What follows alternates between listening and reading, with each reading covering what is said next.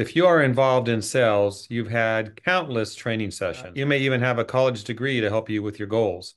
You may have attended industry events and workshops to help you become a more effective salesperson. But our expert today, Dave Kahle, has some thoughts for you, something to share that's bugging him. It's what he calls the one mistake that kills most sales. Dave, welcome to the program. Thank you, Jeff. Always a pleasure.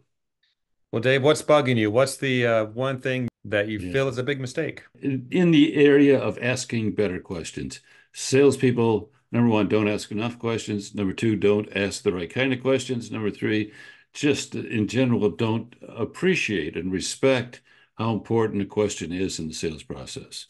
Yeah, asking questions is important. I ask you questions on our interviews. Hopefully they Mhm. make sense, but they need to lead to something positive. So give us some pointers on how to take a bad question. Give us a couple examples and then how to make those Yeah. good questions because those in sales, definitely if they ask the wrong question, they're getting nowhere.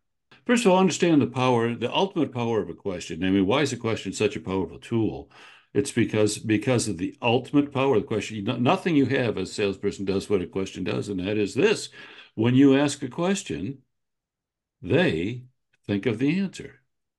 Like that sounds so simple, incredibly profound, because what it means is the language in your question directs and shapes and invigorates the thought process of the other person. So you're really to a large degree controlling the process. So the language in the question is really, really important because the language dictates the thought process that follows.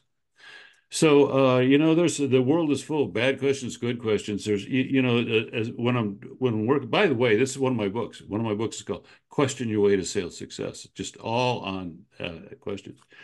But one of the things that we teach is a couple simple things that most salespeople overlook. Number one, there's two basic kinds of questions: open-ended and closed-ended. And an open-ended question asks for the customer to explain. Closed-ended asks for a specific piece of business, typically yes or no. So, for example, you could say something like, "Is your business down this year?"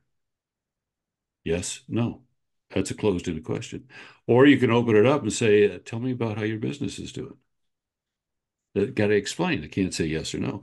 So the language in the question dictates the quantity of the customer's response. So no, it's not that one is always better than the other, but it is true that salespeople err on the side of asking far too many closed-ended questions and not nearly enough open-ended questions. So that's number one. That's number one. Uh, Number two is just to ask questions as opposed to talking. The best sales calls are 75% your customer talking, 25% you talking. So how do you get a customer to talk? Duh, you ask a question. So you ought to have for every important sales call, you ought to have three or four questions prepared beforehand, word for word, so you have time to create them in an atmosphere that isn't tense, then you're not under pressure. When you have a little more time, you can think about the language in the question a little bit more. And here's just one more little piece on questions that again people just some salespeople I think understand this intuitively, but very few people can put words to it, and that's this. Every question has what I call two levels of meaning. The first level is the intellectual level, which basically is what the words themselves ask for. Okay, and the second level is the emotional level, which basically is how that question makes the customer feel. So here's a classic example. First call on a new customer, and you say something like, "Who makes the decision here?" Okay, that's a perfectly appropriate question intellectually, because you need to know that and you're asking for that piece of information. But it's a horrible question emotionally. And the reason for that is, but what you're saying, the meaning the customer gets is this: "Oh, I understand you're a flunky, so tell me who's important here." So that's the emotional impact. So you change the language of the question to make it softer. So you say something like, "Who beside yourself will be involved in the decision?" See, a simple little Simple little change in the language of the question, but can make all the difference in the dynamic of the moment. I like that. I've heard other examples, such as instead of asking, when can we do this? Or not, let me rephrase, can we do this too? When can we? Yeah, Giving yeah, them an option like yeah, that. Good thoughts, Dave. So obviously you mentioned people can go in with some prepared questions. yes. People may be expecting those prepared questions. Hmm. What are your thoughts on what can a salesperson do to adjust their way of thinking so that this is a natural component of their sales process instead of writing down four questions and going into a meeting? Yeah, well, first of all, I recommend you do write down four questions. And the reason I recommend that is because you will then think of the questions beforehand, and you will have the luxury of time to make the questions as effective as they can be. So I'm a great believer in planning and preparing, and I believe you ought to have four questions or three, whatever. You ought to have your major questions prepared beforehand. But there are some little techniques that you can use in the moment, that will help you. One is, again, this issue of open-ended versus closed-ended. And again, salespeople have a tendency to ask too many closed-ended questions. So, something like, do you think this will work for you? No. Well, I guess I'll leave. you know.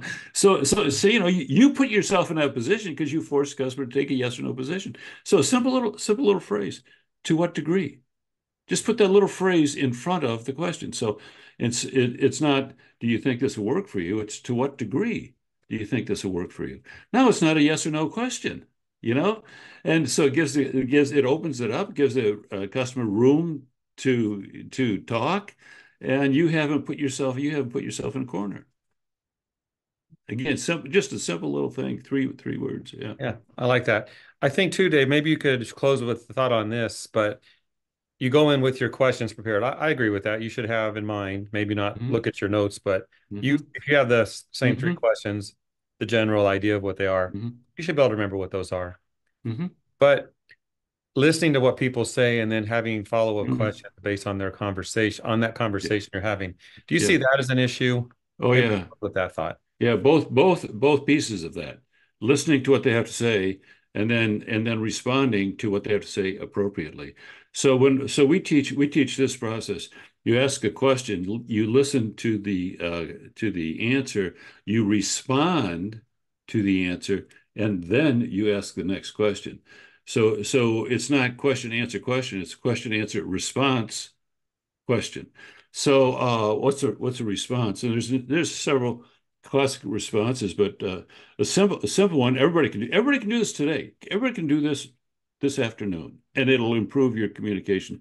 And that is when you ask a question, you listen very carefully to what the customer says, and you pick out one or two words. And when he's done talking, you repeat those one or two words back to him. So, like how's your business doing this year? Blah, blah, blah, blah, blah, blah. Down 10%, blah, blah, blah, blah, blah. And you say, ah, down 10%. And then you ask the next question.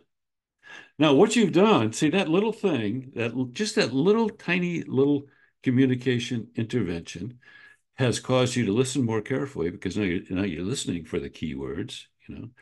And when you give them back to them, that sends the message to the customer that you're listening. You're trying to understand what they're saying, and you're actively involved in the communication process.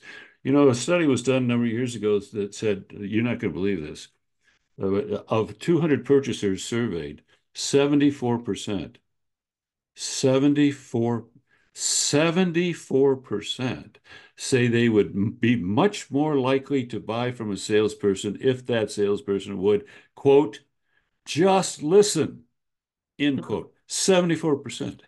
So when it comes to questioning, you can't rip away questions from the listening process that attends to it as well. They're part and parcel of the same thing. Yeah. Good advice, Dave. I've heard many times the saying people listen to respond to something. As you're talking to me, I'm thinking, well, what am I going to say in response to that? Instead, listen to people to understand where they're going with their thoughts, Exactly. and then make a natural conversation out of it. Yes, exactly. Right. Hmm. Well, thank you for this, Dave. We'll get into another important sales topic another time. Okay. Always a pleasure.